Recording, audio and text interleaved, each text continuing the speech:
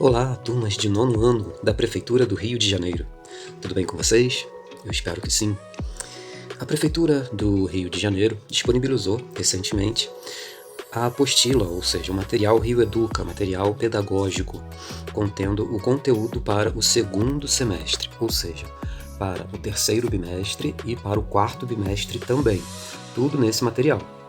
E, referente ao nono ano, se trata desta apostila aqui. Material Rio Educa, aí vem o sumário com a parte de língua portuguesa, em vermelho, a parte de matemática, na sequência, em azul, ciências em verde, geografia em cor laranja, história em roxo. E aqui nós temos a página 6, sobre a qual nós vamos tratar hoje. Então, vamos lá. Bem-vindos e bem-vindas ao terceiro bimestre.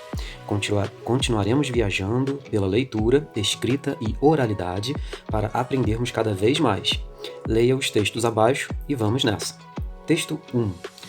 É uma pintura do artista Cândido Portinari. Veja, essa pintura é intitulada como Roda Infantil. É de 1932. O que você consegue perceber nessa pintura? O que esse quadro mostra para todos nós? Veja, nós percebemos uma roda de crianças dando as mãos, nós percebemos prédios, arranha-céus? Não, nós percebemos poucas casas, talvez uma igreja bem aqui. Percebemos também uma criança do lado de fora dessa roda, bem aqui. E crianças, nenhum adulto. Vejamos o que temos aqui abaixo. Cândido Portinari, que nasceu em 1903 e faleceu em 1962, estudou na antiga Escola Nacional de Belas Artes, no Rio de Janeiro.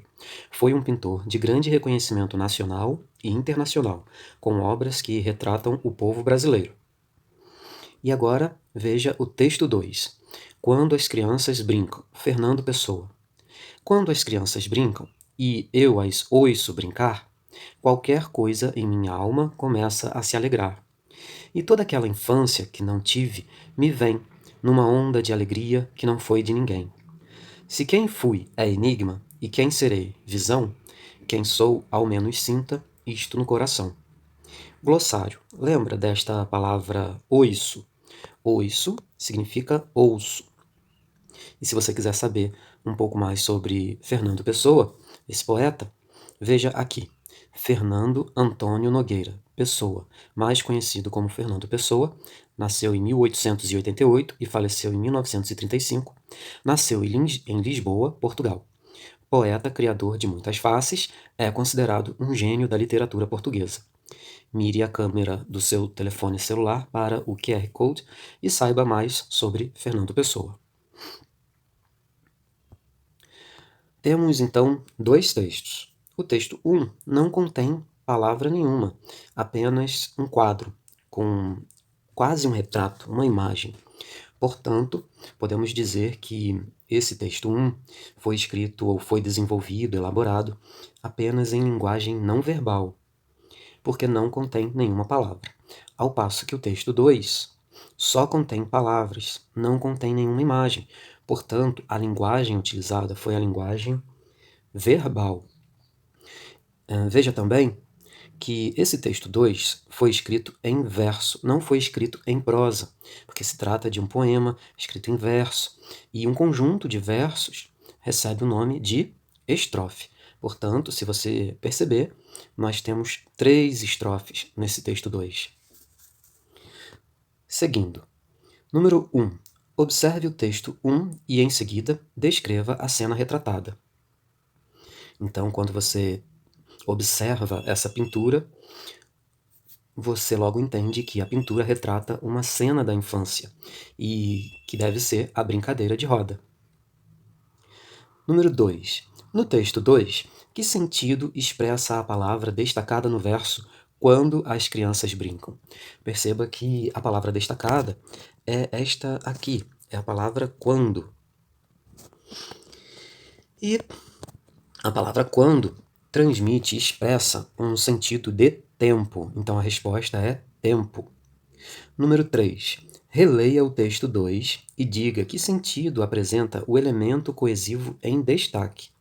Lá no texto 2 vai aparecer um elemento coesivo em destaque. Veja qual é.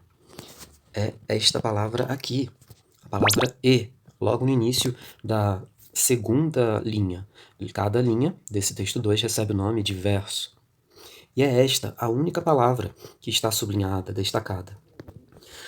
Agora, se você não souber o que significa essa expressão, olha, elemento coesivo, entenda que elemento coesivo é a mesma coisa que palavra e recebe o nome coesivo porque une, porque liga duas ideias no texto. Bom, então vamos reler. Quando as crianças brincam e as ouço brincar, repare, eu quero que você repare que esta palavra e, que a apostila chamou de elemento coesivo, transmite um sentido de adição. Então, a resposta vai ser o sentido de adição ou soma, porque soma também é sinônimo de adição. Vamos para o número 4. Na segunda estrofe do poema, ali no texto 2, o que podemos concluir, inferir, quando o eu lírico diz que a infância vem até ele? Lembre que eu lírico é a mesma coisa que narrador, é quem conta a história. Porém, aqui no texto 2, por se tratar de um texto escrito em verso, nós não damos o nome de narrador, nós damos o nome de eu lírico, também conhecido como eu poético. Então vamos lá na segunda estrofe do poema e vamos ver o que o eu lírico diz, o que podemos concluir quando o eu lírico diz que a infância vem até ele, ali na segunda estrofe. E toda aquela infância que não tive me vem numa onda de alegria que não foi de ninguém. Então, resposta. Podemos concluir que o eu lírico faz uso da imaginação. Porque, veja, aquela infância que não tive me vem numa onda de alegria que não foi de ninguém. Então, ele faz uso da imaginação. Esta é somente uma resposta possível. Número 5. Na primeira estrofe, por que o eu lírico diz que algo em sua alma fica alegre? Veja. Quando as crianças brincam e as ouço brincar, qualquer coisa em minha alma começa a se alegrar. Então perceba que a resposta é uma resposta possível, no caso. O eu lírico se alegra ao ouvir as crianças brincando, percebe? Número 6. Que consequência o eu lírico revela sentir lá na segunda estrofe, quando a infância não vivida vem até ele? Que sentimento? É uma consequência. A consequência, resposta, hein? A consequência é uma onda de alegria que sobrevém até ele, veja. Numa onda de alegria. É bem dita aqui, olha, no finalzinho da segunda estrofe. E toda aquela infância que não tive me vem numa onda de alegria que não foi de ninguém. Então essa é a consequência. Resposta, uma onda de alegria. Número 7. Que mensagem pode ser construída a partir da comparação entre os textos 1 e 2? Perceba que nessa parte você precisa saber comparar dois ou mais textos, a fim de que você perceba semelhanças ou diferenças entre eles. Então, uma das respostas possíveis é a seguinte, que os dois textos falam sobre a alegria e a brincadeira de infância. Que no caso é a brincadeira de roda? Pode ser. Então é só uma resposta possível. A semelhança destacada é que os dois textos falam sobre a alegria e sobre a brincadeira de infância. Agora vamos aqui ao finalzinho da página 6. Agora é com você. Os textos lidos mostram cenas da infância. O que você gostava de fazer quando era criança?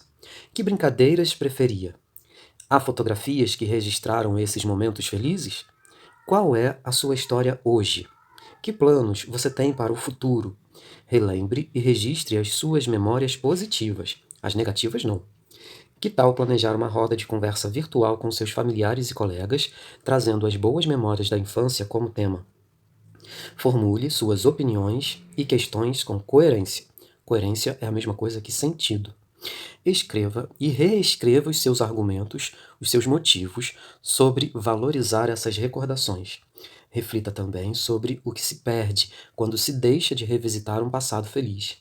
Ao final, relate as discussões, sintetize-as em um texto. Sintetizar algo significa resumir. Após escrever a primeira versão do seu texto, faça a revisão e verifique se você utilizou a linguagem adequada à situação, ou seja, se você usou a linguagem formal ou a linguagem informal.